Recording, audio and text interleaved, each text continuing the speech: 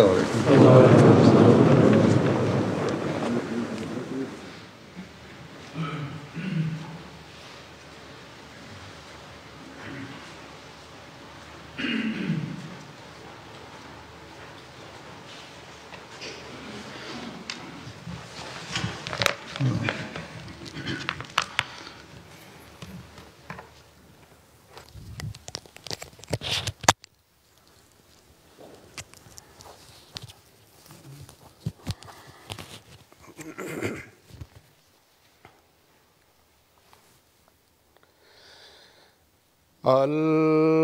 الله أكبر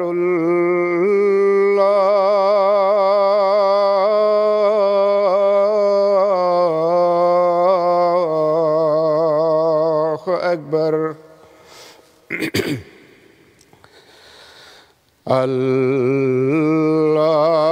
الله أكبر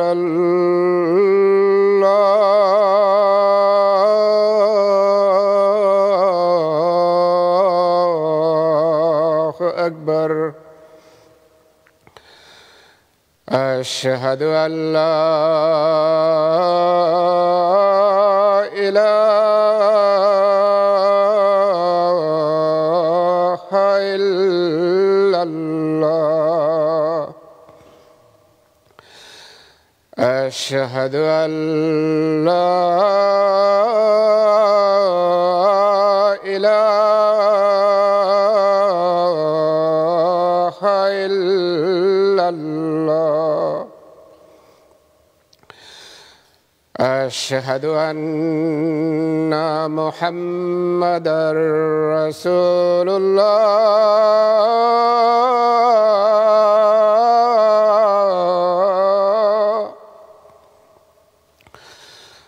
أشهد أن محمدًا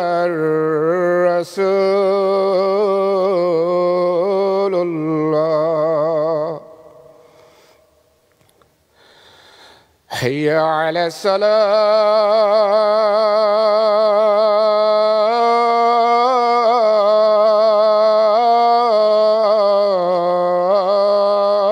الصلاة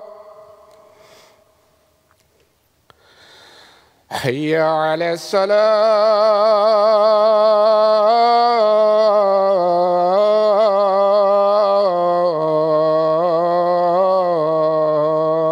الصلاة حي على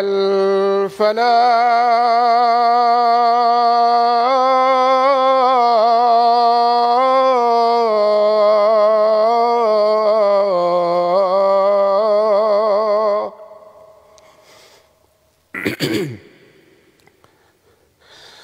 حي على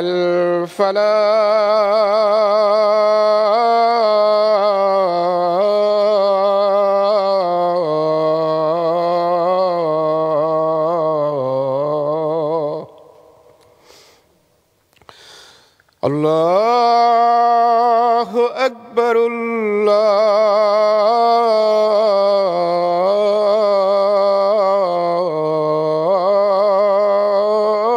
الله أكبر لا إله إلا الله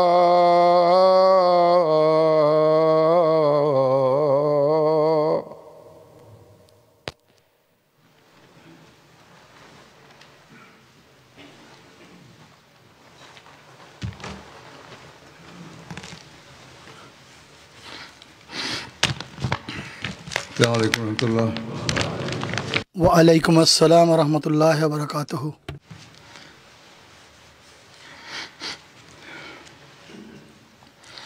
أشهد أن لا إله إلا الله وحده لا شريك له وأشهد أن محمدًا عبده ورسوله أما بعد فأعوذ بالله من الشيطان الرجيم بسم الله الرحمن الرحيم الحمد لله رب العالمين الرحمن الرحيم مالك يوم الدين إياك نعبد وإياك نستعين اهدنا الصراط المستقيم صراط الذين أنعمت عليهم غير المغضوب عليهم ولا الضالين আমিন।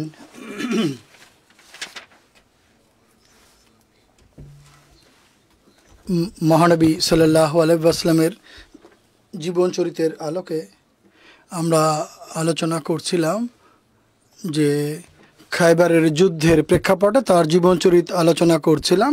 খায়বারের যুদ্ধের পর ইহুদিদের পক্ষ থেকে মহানবী সাল্লাল্লাহু আলাইহি ওয়াসাল্লামকে হত্যা করার একটি গভীর ষড়যন্ত্র হয়েছিল এবং তাকে বিষাক্ত ছাগলের মাংস খাওয়ানোর চেষ্টা করা হয়েছিল। এর বিবরণ হচ্ছে, খায়বার বিজয় হওয়ার পর যখন খায়বারবাসীর সঙ্গে চুক্তি হয়ে যায়, যার ভিত্তিতে তারা চরমভাবে পরাজিত হওয়ার পর পুনরায় মহানবী সাল্লাল্লাহু আলাইহি ওয়াসাল্লামের দয়া এবং স্নেহে ধন্য হয় যে মহানবী সাল্লাল্লাহু আলাইহি ওয়াসাল্লাম শুধুমাত্র তাদেরকে ক্ষমা করেই ক্ষান্ত হননি, বরং তাদেরকে খায়বারে বসবাস করার অনুমতি দেন। তারা নিশ্চিত হয়ে যায়, আশ্বস্ত হয়। এরপর একদিন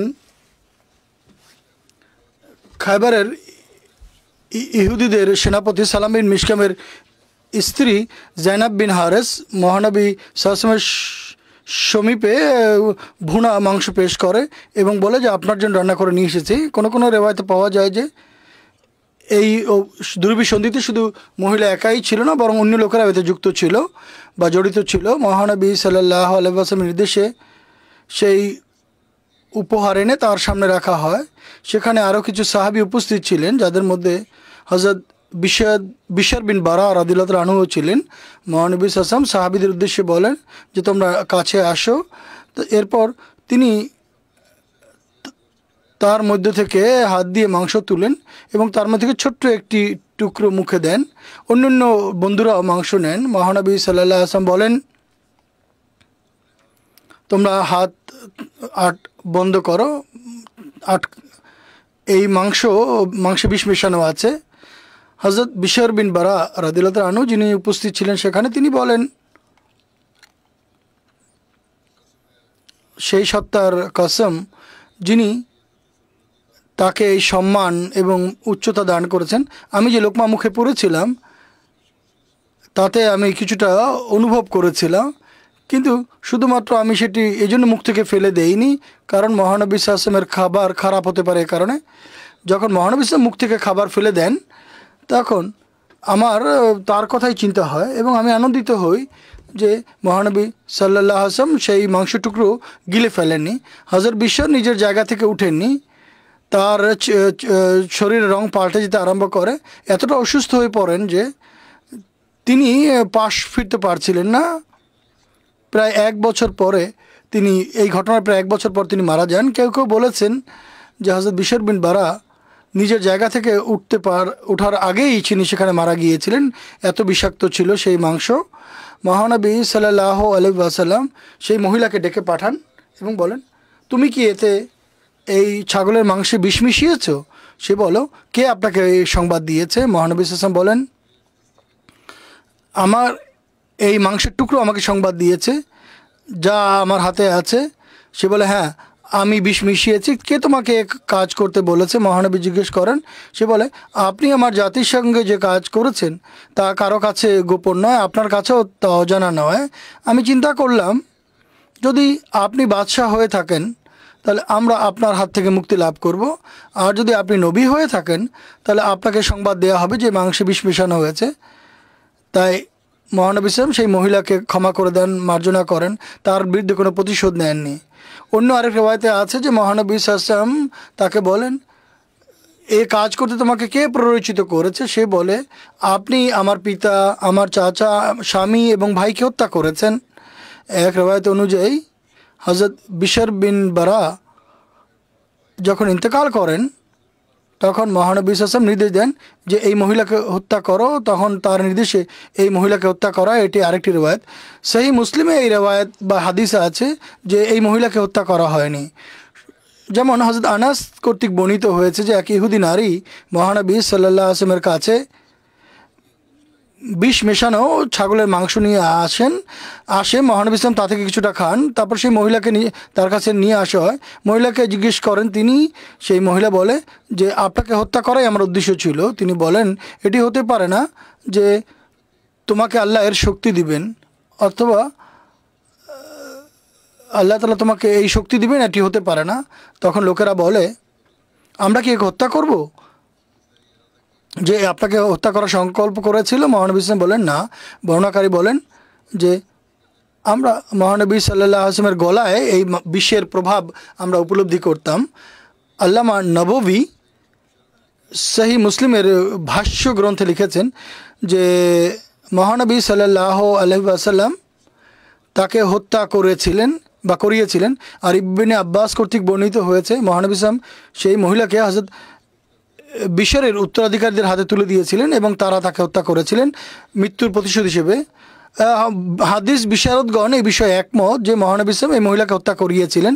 কাজী আয়াজের বক্তব্য অনুযায়ী হত্যা করা এবং না করার মধ্যে এইভাবে সামঞ্জস্য করা যেতে পারে যে প্রথমে মহানবী সাল্লাল্লাহু আলাইহি ওয়াসাল্লাম তাকে হত্যা করাননি, কিন্তু যখন হযরত বিশর রাদিয়াল্লাহু তাআলা আনহু ইন্তেকাল করেন তখন মহানবী সাল্লাল্লাহু আলাইহি ওয়াসাল্লাম সেই মহিলাকে হযরত বিশরের উত্তরাধিকারীদের হাতে তুলে দেন এবং তারা কেসাস বা প্রতিশোধ হিসাবে তারা তাকে হত্যা করেন।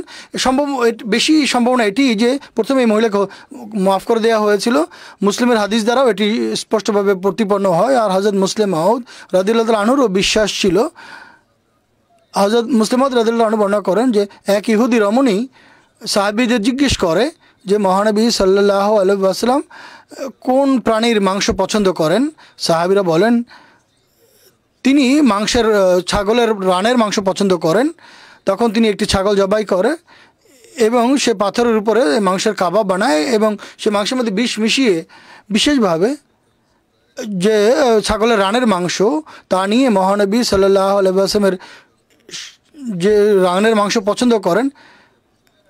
সূর্য ডুবার পরে যখন মহানবী সাল্লাল্লাহু আলাইহি ওয়াসাল্লাম সন্ধ্যায় নামাজ পড়ে তার তাঁবুর দিকে যাচ্ছিলেন তখন তিনি দেখেন তার তাঁবুর কাছে একজন মহিলা বসে আছে। তিনি জিজ্ঞেস করেন যে মহিলা তোমার কি কাজ এখানে?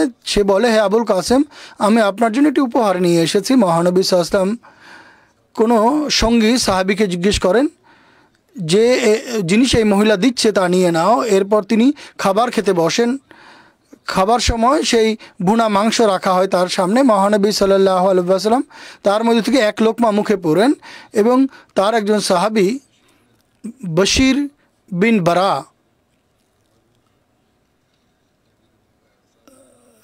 এই সাহাবীর নাম বশির বিন বারা লেখা হচ্ছে, আসলে বশির পরিবর্তে বিশর হওয়া উচিত। এরই মধ্যে অন্যান্য সাহাবীরাও মাংস খাওয়ার জন্য হাত বাড়াচ্ছিল। মহানবী সাল্লাল্লাহু আলাইহি ওয়াসাল্লাম বলেন যে খেও না, কেননা এই হাত আমাকে সংবাদ দিয়েছে যে এই মাংসের মধ্যে বিষ মেশানো আছে। এর অর্থ এই নয় যে এই সম্পর্কে তার প্রতি কোনো ইলহাম হয়েছিল, এটি আরবের প্রবাদ এবং এর অর্থ হচ্ছে যে এই মাংস চেখে আমার মনে হয়েছে যে এর মধ্যে বিষ মেশানো আছে। পবিত্র কোরআনে হযরত মুসা আলাইহিস সালামের যুগের উল্লেখ করতে গিয়ে একটি দেওয়াল সম্পর্কে আছে যে সেটি ধসে পড়ার উপক্রম ছিল। এর অর্থ হচ্ছে এটি ধসে পড়ার উপক্রম হয়েছিল। অতএব এ স্থানেও এর অর্থ এটি নয় যে তিনি বলছেন যে আমার হাত সংবাদ দিয়েছে। এর অর্থ হচ্ছে এই মাংস চাখার পরে চেক করার পরে আমি বুঝতে পেরেছি মাংস আছে। কেননা এর পরের বাক্য স্পষ্ট করে হযরত বিশর এরপরে বলেন যে খোদা আপনাকে সম্মান দিয়েছেন তার কসম খেয়ে আমি বলছি আমিও এই মাংসের লোকমার মধ্যে বিষ অনুভব করেছি। আমার মন চাচ্ছিল যে আমি মাংস মুখ থেকে ফেলে দেই, কিন্তু আমি মনে করলাম যে যদি আমি এমনটি করি তাহলে সম্ভবত এটি আপনার জন্য এটি অপছন্দনীয় হবে এবং আপনার খাবার নষ্ট হবে। যখন তিনি তার মুখ থেকে খাবার বের করে দেন, যদিও আমার মন বলছিল যে এর মধ্যে মাংস আছে, যেহেতু আমার সন্দেহ আছে যে এর মধ্যে বিষ আছে, কিন্তু আমি বের করিনি। হযরত মুসলিম মাউদ মাংস ফেলে দেওয়ার উল্লেখ করেছেন, কিন্তু অন্য রেওয়ায়েতে আছে যে মাংস ফেলে দেওয়া হয়নি। যা হোক, এর কিছুক্ষণ পরে বিশর রাদিয়াল্লাহু তাআলা আনহুর স্বাস্থ্য খারাপ হয় এবং কোনো কোনো রেওয়ায়েত অনুযায়ী তিনি সেই খায়বার প্রান্তরেই মারা যান। এর কিছুদিন পর কোনো রেওয়ায়েতে আছে এর কিছুদিন পর অসুস্থ থাকেন কিছুদিন, এরপর মারা যান। মহানবী সাল্লাল্লাহু আলাইহি ওয়াসাল্লাম কিছু মাংস কোনো একটি কুকুরের সামনে ফেলে দেন, তারপর সেই মাংস খাওয়ার পর কুকুরটি মারা যায়। তখন মহানবী ইসলাম সেই মহিলাকে ডেকে পাঠান এবং বলেন, তুমি এই মাংসে বিষ মিশিয়েছ। সে বলে যে আপনাকে কে জানিয়েছে এটি? মহানবী সাল্লাল্লাহু আলাইহি ওয়াসাল্লামের হাতে তখন সেই ছাগলের মাংস ছিল। তিনি বলেন, এই হাত আমাকে বলেছে যে এতে বিষ মেশানো আছে। তখন মহিলা বলে যে তার সামনে রহস্য খুলে গেছে। তখন সে বলে যে হ্যাঁ, বিষ মিশিয়েছে। তখন তিনি জিজ্ঞেস করেন, এই অপছন্দনীয় কাজ করতে কে তোমাকে বাধ্য করেছে? সে উত্তরে বলে, আমার জাতির সঙ্গে আপনার যুদ্ধ হয়েছে এবং আমার আত্মীয় স্বজন এই যুদ্ধে ইন্তেকাল করেছে। আমার মাথায় আসে, আমার মনে জাগে যে আমি আপনাকে বিষ মিশিয়ে হত্যা করি। যদি এটি কোনো জাগতিক কারবার হয়, অর্থাৎ মহানবী ইসলাম আপনার কোনো কাজ যদি জাগতিক কাজকর্ম হয়ে থাকে, তাহলে আমরা এর থেকে মুক্তি লাভ করব। আর যদি সত্যিকার অর্থেই আপনি নবী হয়ে থাকেন, তাহলে খোদা তাআলা স্বয়ং তাকে রক্ষা করবেন বা আপনাকে রক্ষা করবেন। মহানবী সাল্লাল্লাহু আলাইহি ওয়াসাল্লাম তার এই কথা শুনে, সেই মহিলার কাছ থেকে কথা শুনে তাকে ক্ষমা করে দেন এবং তার শাস্তি যা নিশ্চিত মৃত্যুদণ্ড ছিল তা তাকে দেননি। এটি হযরত মুসলিম মাউদ রাদিয়াল্লাহু তাআলা আনহুর বিশ্বাস বা ধারণা। এটিও বলা হয় যে এই বিষের কারণে মহানবী ইসলাম মারা গেছেন। এটি কি সঠিক? সেই বুখারীতে লেখা আছে, হযরত আয়েশা রাদিয়াল্লাহু তাআলা আনহা বর্ণনা করেন যে মহানবী সাল্লাল্লাহু আলাইহি ওয়াসাল্লাম মৃত্যুর অন্তিম সময়ে বলতেন, হে আয়েশা, আমি সেই খাবারের কষ্ট যা আমি খায়বারে খেয়েছিলাম তা সবসময় আমি উপলব্ধি করতাম, অনুভব করতাম। আর এখনও এই বিষে আমার রগ কেটে যাচ্ছে বলে আমি অনুভব করি। এই হাদিসের ব্যাখ্যা করতে গিয়ে কোনো কোনো মুহাদ্দিসিন এবং মুফাসসির বলেছেন যে মহানবী সাল্লাল্লাহু আলাইহি ওয়াসাল্লামের মৃত্যু খয়বারের সময় তিনি যে মাংস খেয়েছিলেন, বিষ মেশানো মাংস, সেই বিষাক্ত মাংসের কারণেই তার মৃত্যু হয়। তাই একে শাহাদাত বলা হয় এবং বলা হয় যে মহানবী সাল্লাল্লাহু আলাইহি ওয়াসাল্লাম শহীদ হয়েছেন। অথচ মহানবী সাল্লাল্লাহু আলাইহি ওয়াসাল্লামের জন্য এই কষ্টের উল্লেখের প্রয়োজন নেই। নবী তো সেই মোকামে অধিষ্ঠিত, তিনি শহীদও হয়ে থাকেন। কারণ নবী তিনি শাহাদাতের পদমর্যাদা লাভ করার পরেই নবী হন, তিনি সিদ্দিকও হন। আর যদি অভিনিবেশ করা হয় বা পরিনিধান করা হয়, তাহলে এমন কথা বললে শত্রুকে হাসি ঠাট্টা করার সুযোগ দেওয়া হয়। ইহুদিরা তো বিষ দিয়েছিল, যদি তিনি সত্য নবী হন তাহলে তিনি বিষের আক্রমণ থেকে রক্ষা পাবেন। আর মহানবী সাল্লাল্লাহু আলাইহি ওয়াসাল্লামের বেঁচে যাওয়ার কারণে তারা বুঝতে পেরেছিল যে তিনি সত্যিকার অর্থেই খোদার নবী। আর তাদের দৃষ্টিতে এটি তো এক মুজিজা বা অলৌকিক ঘটনা। আর যে বিষের কারণে মহানবী সাল্লাল্লাহু মৃত্যু হয়েছিল এটি যদি কেউ মেনে নেয়, তাহলে এটি তো ভুল হবে। আসল ঘটনা হচ্ছে মহানবী সাল্লাল্লাহু আলাইহি ওয়াসাল্লামের মৃত্যু কখনোই আদৌ এই বিষের কারণে হয়নি। এটি একটি কষ্টের বহিঃপ্রকাশ ছিল। সবাই জানে যে কোনো কোনো সময় মানুষের দৈহিক কষ্ট বা কোনো রোগের কষ্ট বিশেষ সময় বা বিশেষ মৌসুমে প্রকাশ পায় বা এর প্রকোপ দেখা যায়। যদি এর বিস্তারিত বিবরণের দিকে আমরা তাকাই, তাহলে জানা যায় যে বিষ মেশানো মাংস মহানবী সাল্লাল্লাহু আলাইহি ওয়াসাল্লাম মুখে পুরেছিলেন, কিন্তু তিনি গিলে ফেলেননি। আর মুখে যাওয়ার কারণে তার গলা এবং কণ্ঠনালী ক্ষতিগ্রস্ত হয়েছিল এবং কখনো কখনো খাবার সময় তিনি কণ্ঠনালীতে কষ্ট অনুভব করতেন এবং মহানবী সাল্লাল্লাহু আলাইহি ওয়াসাল্লাম তার মৃত্যুর অন্তিম সময়ে এই কষ্ট অনুভব করেছিলেন। খায়বারের যুদ্ধের বরাতে হযরত সাফিয়া রাদিয়াল্লাহু তাআলা আনহার সাথে বিয়ে করার উল্লেখ পাওয়া যায়। বিস্তারিত বিবরণে লেখা আছে, খায়বার দুর্গ নাজার যখন বিজয় করা হয় তখন সেখানে অনেককে বন্দি করা হয়েছিল। সেই কয়েদিদের মধ্যে হযরত সাফিয়া এবং তার চাচাতো ভাই বা অন্যরা ছিল। অন্যান্য স্থানে নাজারের জায়গায় কামুসের উল্লেখ পাওয়া যায় দুর্গের নাম। সাফিয়ার কর্তৃক বর্ণিত যে মহানবী সাল্লাল্লাহু আলাইহি ওয়াসাল্লাম কাতিবা দুর্গে পৌঁছার পূর্বেই নাজারের দুর্গে ইহুদিদের বন্দি করেন। আর নাজার দুর্গ অনেক মজবুত ছিল, তাই ইহুদিরা নারী এবং শিশুদেরকে নাজার নামক দুর্গে স্থানান্তরিত করেছিল। হযরত সাফিয়ার মহানবী সাল্লাল্লাহু আলাইহি ওয়াসাল্লামের ভাগে পড়ার এবং মহানবী সাল্লাল্লাহু আলাইহি ওয়াসাল্লামের সঙ্গে তার বিয়ে হওয়ার বিস্তারিত বিবরণ এমন যে খায়বারে যখন বন্দীদের একত্রিত করা হয় বা জড়ো করা হয়, তখন হযরত দাহিয়া কালবিয়া আসেন এবং বলেন, হে আল্লাহ রসুল সাল্লাল্লাহু আলাইহি ওয়াসাল্লাম, এই বন্দীদের মধ্যে থেকে একটি মেয়ে আমাকে দেন। মহানবী সাল্লাল্লাহু আলাইহি ওয়াসাল্লাম বলেন, যাকে পছন্দ নিয়ে নাও। তিনি হুই বিন আখতাবের মেয়ে সাফিয়াকে নিয়ে নেন।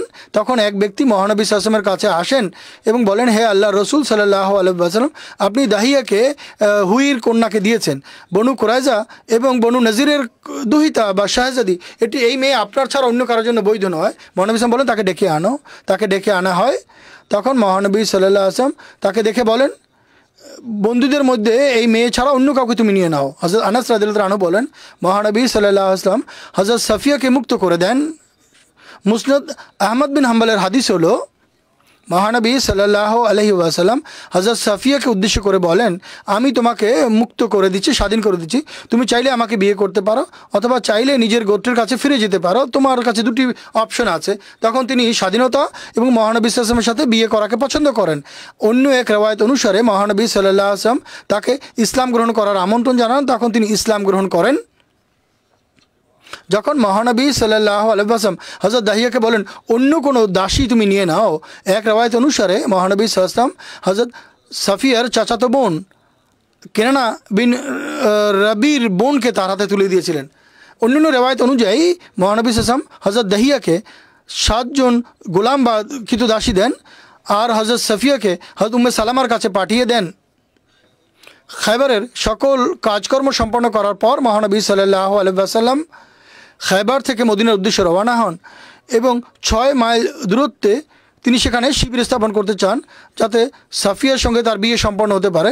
হযরত সাফিয়ার আকাঙ্ক্ষা অনুসারে মহানবী সাল্লাল্লাহু আলাইহি ওয়াসাল্লাম এই সফর চালিয়ে যান এবং খায়বারের 12 মাইল দূরত্বে গিয়ে সাহাবা নামক স্থানে তিনি শিবির স্থাপন করেন। হযরত উম্মে সুলাইম হযরত সাফিয়াকে প্রস্তুত করেন। মহানবী সাল্লাল্লাহু আলাইহি ওয়াসাল্লাম হযরত সাফিয়াকে জিজ্ঞেস করেন, প্রথম জায়গায় তুমি শিবির স্থাপন করতে কেন নিষেধ করেছিলেন? উত্তর থেকে জানা যায়, মহানবী সাল্লাল্লাহু আলাইহি ওয়াসাল্লামের উন্নত নৈতিক চরিত্র হযরত সাফিয়ার হৃদয়কে এতটা পরিষ্কার করে দিয়েছিল যে ইহুদি নেতার কন্যা এবং এক ইহুদি নেতার স্ত্রী, যার পিতা মুসলমানদের হাতে খন্দকের যুদ্ধের পর মারা গিয়েছিল, যার স্বামী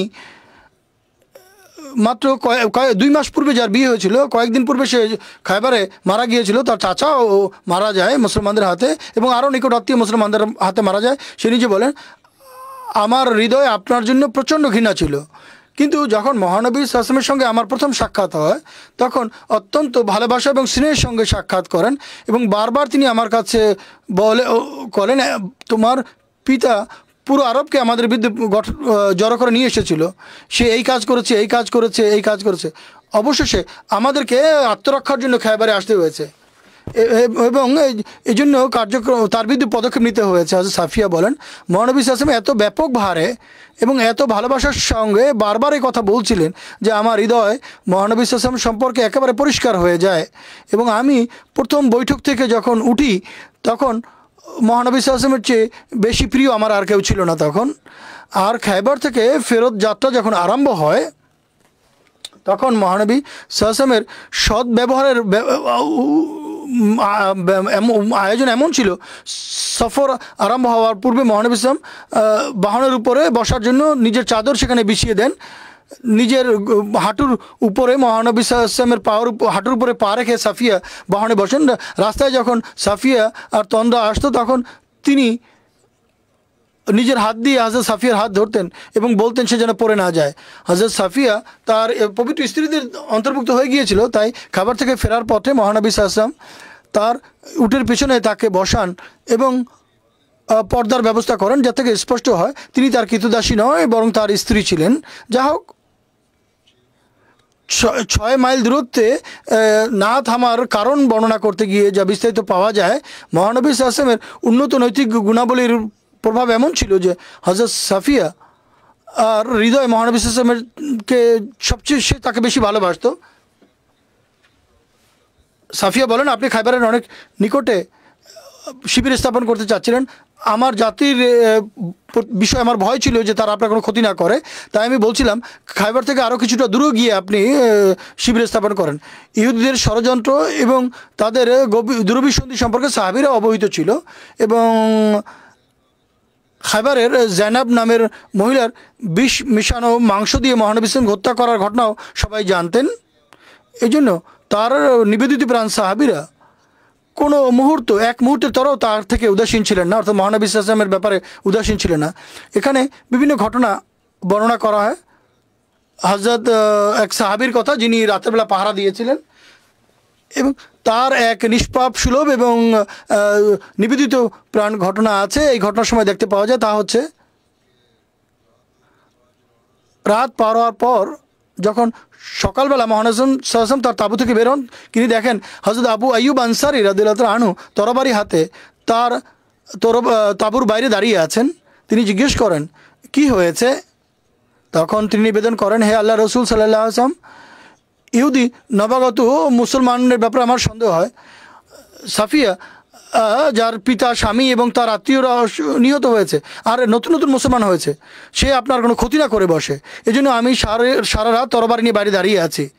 হযরত আবু আইয়ুব রাদিয়াল্লাহু তাআলা আনহুর এই নিষ্পাপ সুলভ উত্তরে মহানবী সাল্লাল্লাহু আলাইহি ওয়াসাল্লাম তাকে দোয়া করতে গিয়ে বলেন, হে আল্লাহ, আবু আইয়ুবের নিরাপত্তা বিধান করো যেভাবে তিনি আমার বা সে আমার নিরাপত্তা বিধান করেছে।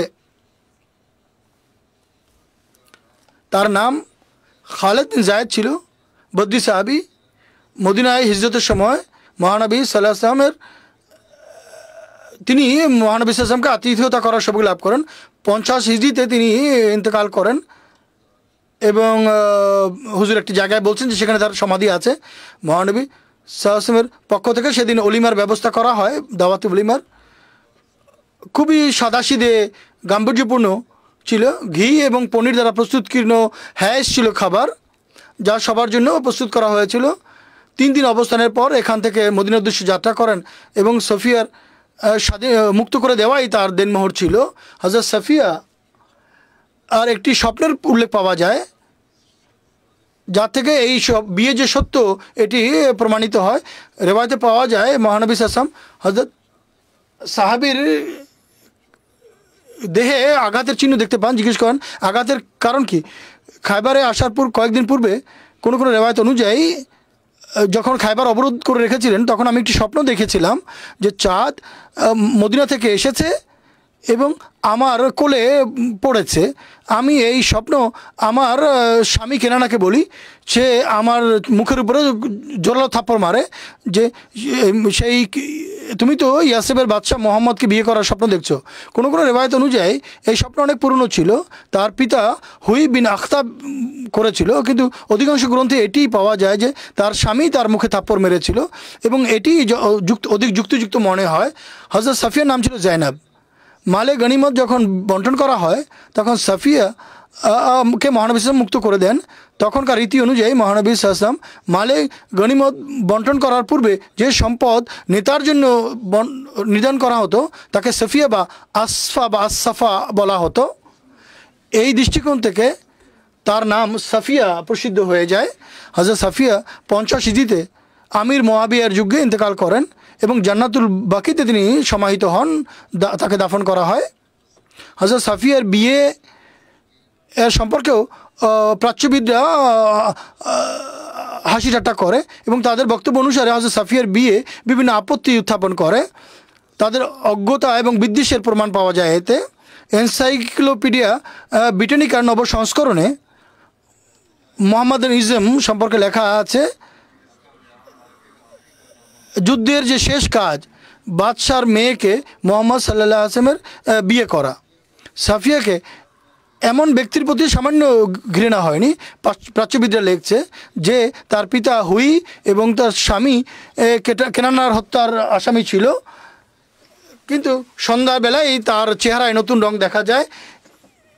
আর একজন ইহুদি জাইনাবের রীতি ছিল ভিন্ন, যে তার জাতির হন্তারককে বিয়ে করার মতো বিষয় মেনে নিয়েছিল। এই চেষ্টা ব্যর্থ হয়। বলা হয় যে মুহাম্মদ সাল্লাল্লাহু আলাইহি ওয়াসাল্লাম এই বিষের শেষ প্রভাব অনুভব করছিলেন। এই বিষয়ে বলা হয়েছে যে তার স্বামী এবং পিতা মারা যায়, কিন্তু তার প্রতিশোধ নেওয়ার উচিত ছিল, কিন্তু সে মুহাম্মদ সাল্লাল্লাহু আলাইহি ওয়াসাল্লামকে বিয়ে করে নিয়েছে। এর বিপরীতে অন্য ইহুদি নারীর প্রশংসা করছে যে সে আত্মাভিমানের পরিচয় দিয়েছে এবং মুহাম্মদ সাল্লাল্লাহু আলাইহি ওয়াসাল্লামকে হত্যার চেষ্টা করেছে। এই এই লেখকদের ইসলাম এবং ইসলামের প্রতিষ্ঠাতা হযরত মুহাম্মদ মুস্তাফা সাল্লাল্লাহু আলাইহি ওয়াসাল্লামের প্রতি বিদ্বেষের কোনো সীমা ছিল না। এতটুকু চিন্তা করেন যে সামান্য বিবেক যার রয়েছে এমন ব্যক্তি তাদের লেখা থেকে কি পরিণাম গ্রহণ করবে। বিদ্বেষের বিষ তাদের লেখা থেকে সুস্পষ্ট। ন্যায় বিচার করতে চায় না। খাইবারে ইহুদিদের মহানবী সাল্লাল্লাহু আলাইহি ওয়াসাল্লামের সাথে প্রচণ্ড মোকাবিলা হয়, এরপর তারা হার মানে। আর এরপর তাদের সাথে কেমন ব্যবহার হওয়া উচিত ছিল, এই যুদ্ধ রীতি সেই যুগের হোক বা বর্তমান সভ্য বিশ্বের, যদি তাদেরকে সম্পূর্ণ ধ্বংস করে দেওয়া হতো তবুও তা বৈধ হতো তাদের বাইবেলের দৃষ্টিকোণ থেকেও, এবং সেই যুগের রীতি অনুযায়ীও এই সব কিছু বৈধ ছিল। কিন্তু এই জালেমদের উপর কর্তৃত্ব লাভের পর মহানবী সাল্লাল্লাহু আলাইহি ওয়াসাল্লাম যে ক্ষমা এবং নম্রতা প্রদর্শন করেছেন তার উল্লেখ কেউ করে না। প্রশংসা করা তো দূরে থাক, তার সাথে চুক্তি করে তাদেরকে দেশান্তর করা এবং তাদেরকে ক্ষমা করে দেয়া। আর তার উপরে ইহুদিরা যখন এই আবেদন করে যে আমরা এখানেই থাকতে চাই এবং কৃষিকাজ করতে চাই আর অর্ধেক ফসল আপনাকে দিয়ে দিব, তিনি তাদের এই আবেদনও গ্রহণ করেন এবং একটি সন্ধি চুক্তি হয় তাদের সাথে। কিন্তু এই সন্ধি চুক্তির কালি শুকানোর পূর্বেই এই লোকেরা ষড়যন্ত্র করে এক মহিলার মাধ্যমে তাকে সাল্লাল্লাহু আলাইহি ওয়াসাল্লামকে হত্যার চেষ্টা করে, আর সেই মহিলা তার অপরাধ স্বীকারও করে নেয়। বর্তমান সভ্য বিশ্ব যারা শিক্ষিত অভিহিত হয় তারা এমন এক চুক্তি ভঙ্গকারী নারীকে হিরো হিসেবে উপস্থাপন করছে। আর যেই নারী এই সত্য বুঝতে পেরে মহানবী সাল্লাল্লাহু আলাইহি ওয়াসাল্লামের সত্য তাকে বুঝতে পেরে সত্য গ্রহণ করে নিয়েছে এবং স্বাধীনতা পাওয়া সত্ত্বেও মহানবী সাল্লাল্লাহু আলাইহি ওয়াসাল্লাম তাকে বলেছিলেন যে তুমি এখন মুক্ত, এই বিষয়টিকে প্রাধান্য দিয়েছে যে সে মহানবী সাল্লাল্লাহু আলাইহি ওয়াসাল্লামের সাথে থাকবে, তাকে তারা কটূক্তি করেছে। অর্থাৎ তখন তারা ন্যায় বিচারের সমস্ত মানদণ্ড ভুলে যায়। অনুরূপভাবে আরও কিছু আপত্তিকারী এই আপত্তি করে এবং খুবই ঘৃণ্যভাবে আপত্তি করে যে মহানবী সাল্লাল্লাহু আলাইহি ওয়াসাল্লাম যখন হযরত সফিয়ার সৌন্দর্যের প্রশংসা শুনেন তখন দেইয়া থেকে তাকে ফিরিয়ে নেন এবং নিজে তাকে বিয়ে করে নেন। যা হোক, আসলে এসব আপত্তি তাদের মন মস্তিষ্কের নোংরামির কারণে তারা করে থাকে। আর দ্বিতীয়ত মহানবী সাল্লাল্লাহু আলাইহি ওয়াসাল্লামের পবিত্র সত্তাকে না বুঝার কারণে তারা এসব করে থাকে। তাদের দিল বা হৃদয় বিদ্বেষের বিষে পূর্ণ।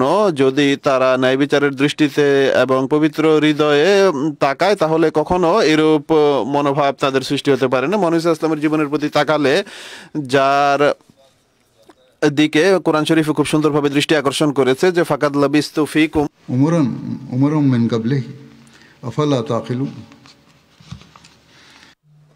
অর্থাৎ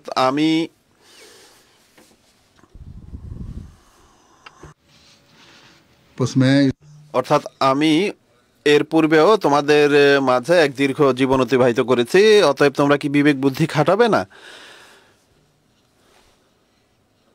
মহানবী সাল্লাল্লাহু আলাইহি ওয়াসাল্লাম নিজের পুরো যৌবন কিভাবে কাটিয়েছেন, সেই জাতি যেখানে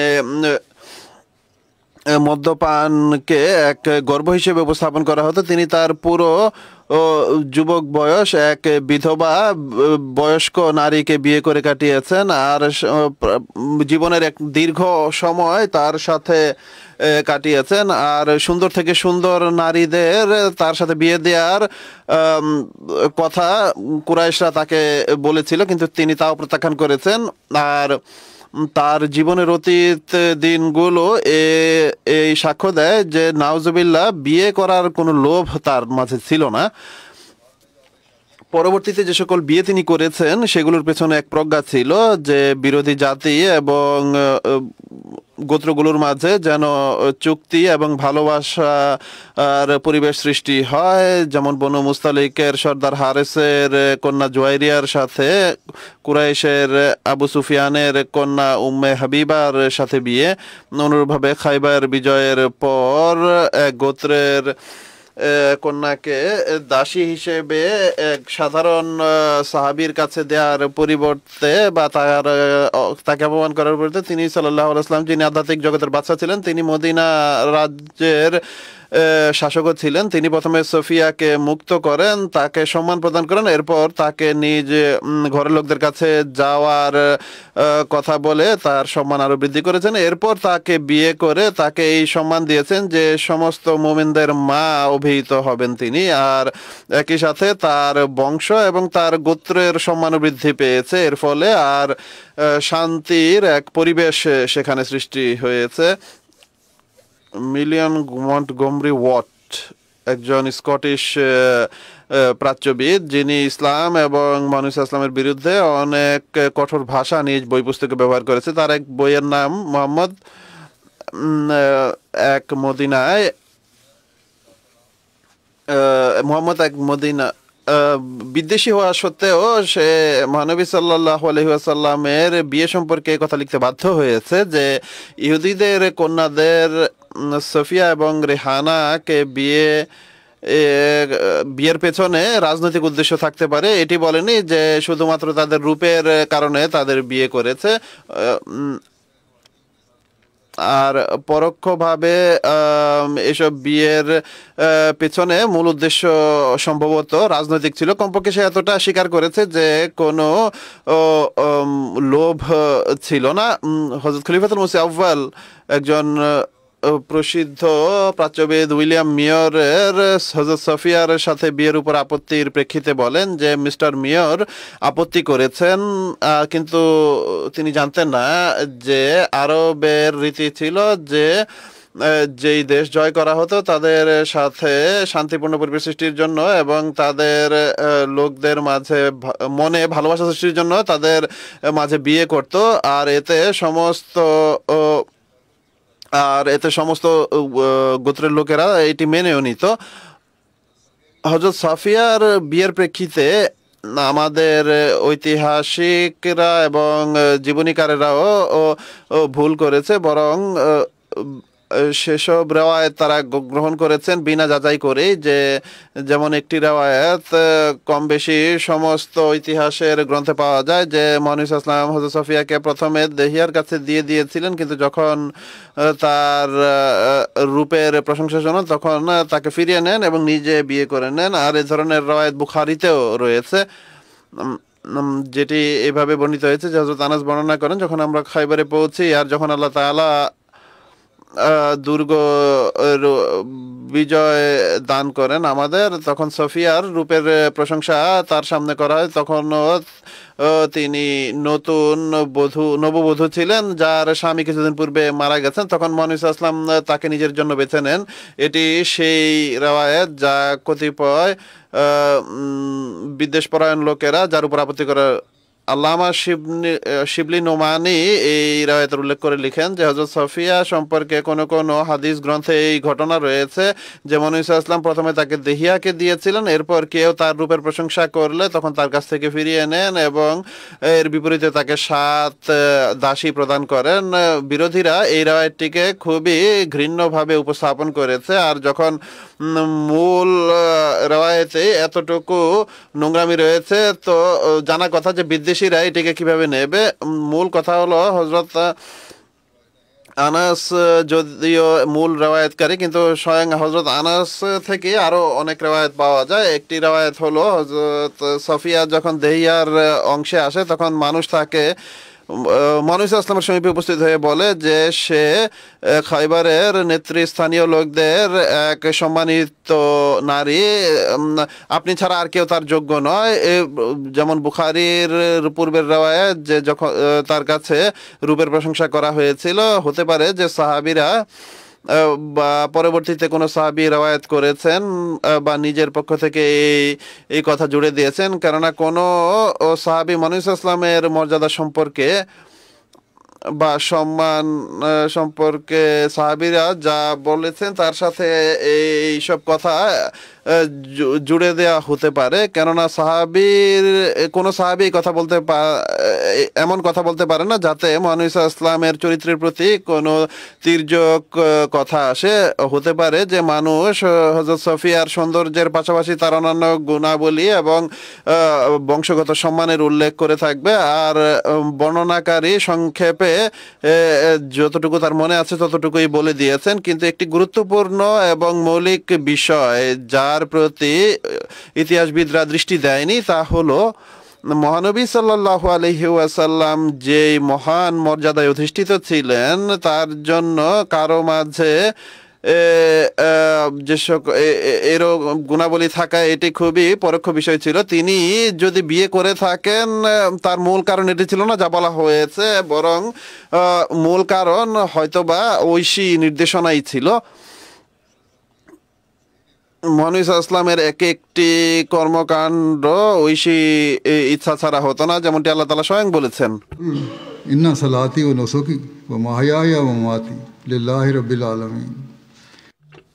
অর্থাৎ তুমি বলে দাও যে আমার ইবাদত এবং আমার কুরবানি এবং আমার জীবন এবং আমার মৃত্যু সবকিছুই আল্লাহ তাআলার জন্য, যিনি সমগ্র জগতের প্রভু প্রতিপালক, যিনি জীবনের সমস্ত কাজই আল্লাহর জন্য করেন এবং প্রতিটি ক্ষণ আল্লাহর দিকে ঝুঁকে থাকে। তিনি এমন কাজ কিভাবে করতে পারেন যে এই সমস্ত বিয়ে নিশ্চিত রূপে যা মহানবী সাল্লাল্লাহু আলাইহি ওয়াসাল্লাম করেছিলেন তা অবশ্যই ঐশী নির্দেশনার অধীনে ছিল। হযরত আকদাস মসিহ মাউদ আলাইহিস সালাতু ওয়াস সালাম নিজের এক পুস্তক আয়নায়ে কামালাতে ইসলামে বলেছেন যে মহানবী সাল্লাল্লাহু আলাইহি ওয়াসাল্লামের সম্পর্কে সাহাবীদের নিঃসন্দেহে এই বিশ্বাস ছিল যে তার কোনো কাজ এবং কোনো কথা ওহী এর ছাড়া ছিল না, তা মুজমাল হোক বা মুফাসসর, তা গোপসুপ্ত হোক বা প্রকাশ্য।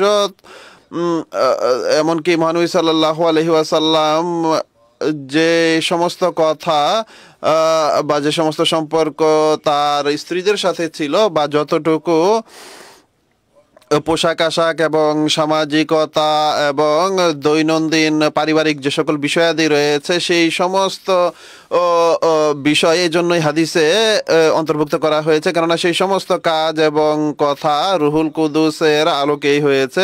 অতএব একটি হাদিস রয়েছে যেখানে ইমাম আহমদ বাইচান্দ বাসায়াত অর্থাৎ আব্দুল্লাহ ইবনে উমর থেকে বর্ণনা করা হয়েছে যে আব্দুল্লাহ বলেন, আমি যা কিছু মহানবী সাল্লাল্লাহু আলাইহি ওয়াসাল্লামের কাছ থেকে শুনতাম তাই লিখে নিতাম যেন আমি সেগুলো মুখস্থ করতে পারি। অতএব কেউ কেউ আমাকে নিষেধ করেন যে এমনটি করো না, কেননা মহানবী সাল্লাল্লাহু আলাইহি ওয়াসাল্লাম হলেন মানুষ আর কখনো রাগের কারণে কোনো কথা বলতে থাকেন। তো এরপর থেকে আমি লেখা বাদ দেই আর মহানবী সাল্লাল্লাহু আলাইহি ওয়াসাল্লামের কাছে এই বিষয়টির উল্লেখ করি।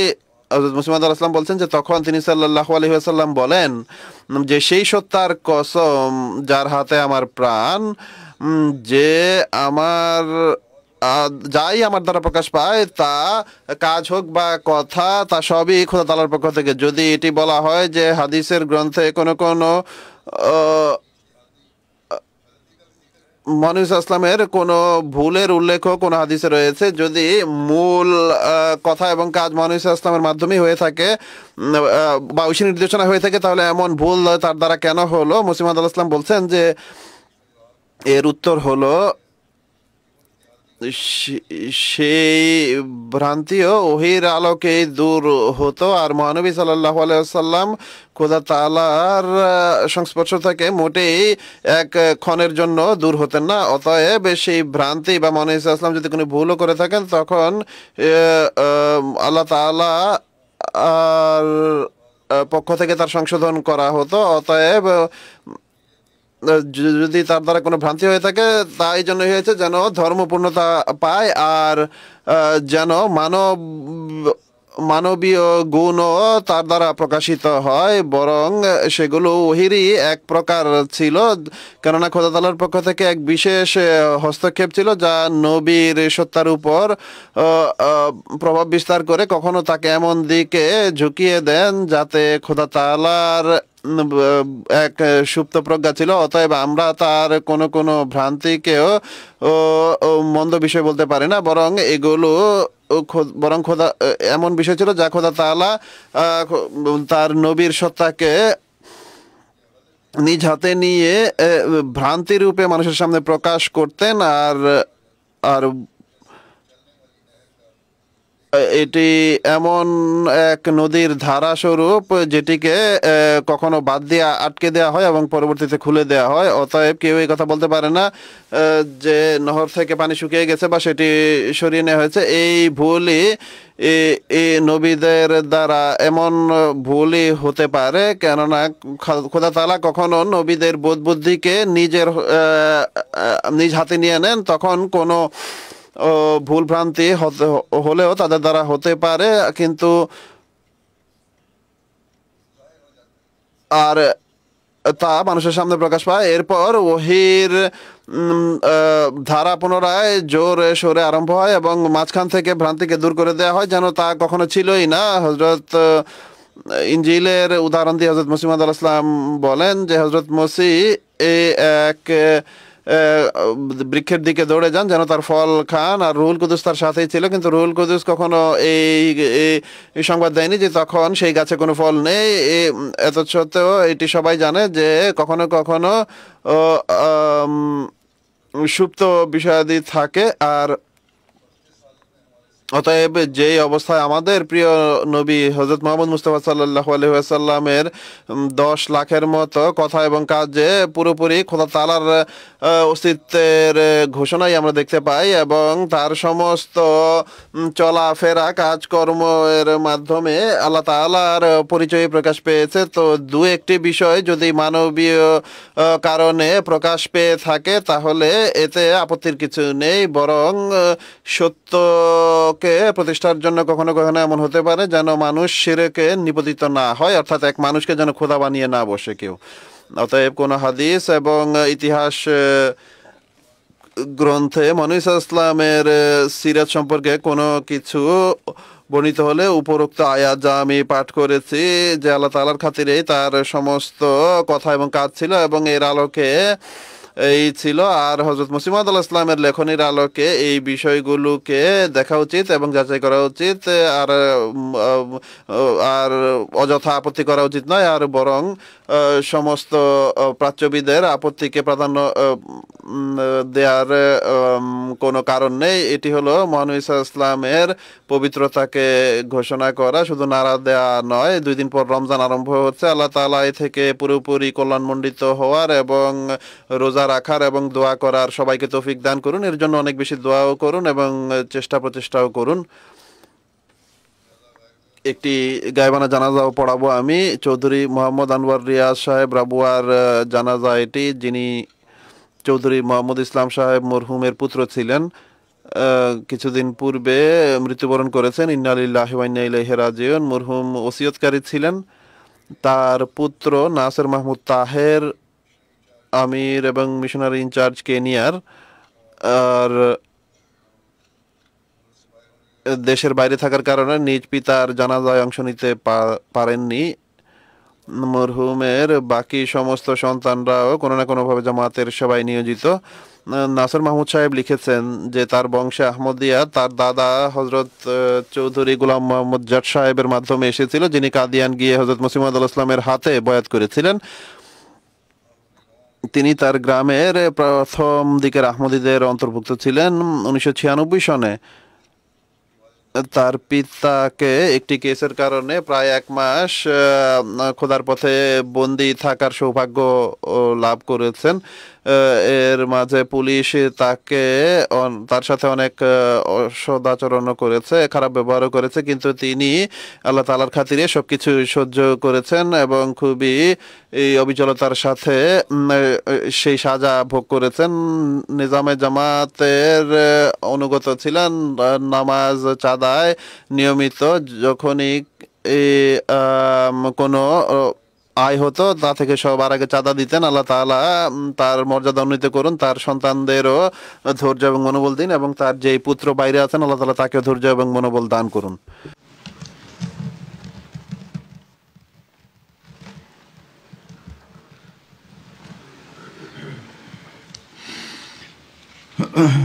আলহামদুলিল্লাহ নাহমাদুহু ওয়া নাস্তাঈনুহু ওয়া নাস্তাগফিরুহু ونؤمن به ونتوكل عليه ونعوذ بالله من شرور أنفسنا ومن سيئات أعمالنا من يهده الله فلا مضل له ومن يضلل فلا هادي له ونشهد أن لا إله إلا الله ونشهد أن محمدا عبده ورسوله عباد الله رحمكم الله إن الله يأمر بالعدل والإحسان وإيتاء ذي القربى وينهى عن الفحشاء والمنكر والبغي يعظكم لعلكم تذكرون اذكروا الله يذكركم وادعوه يستجب لكم ولذكر الله أكبر